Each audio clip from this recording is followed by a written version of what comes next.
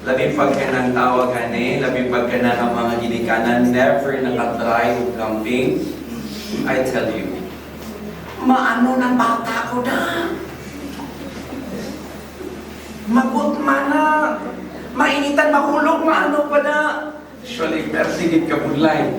Magdala training sa church base. But, okay, first nga ato i-implement sa ila, hindi anay nga makamping na yun.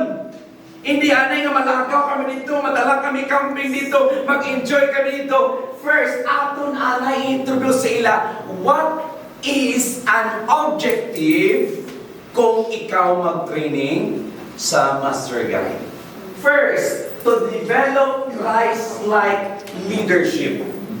I tell you, hambal pa ni Pastor Joy kagina, kay kung ang whole nga districts, ang whole nga conference ka mga kauturan, kung Master Guide lang, gamay nga singki, nga away, attention!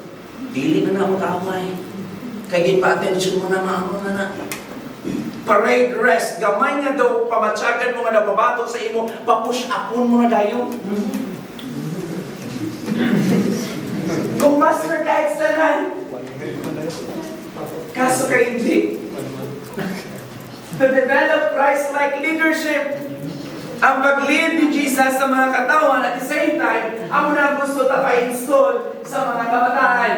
Next, ang Master Guide should lead with humanity, patience, compassion, and faithfulness.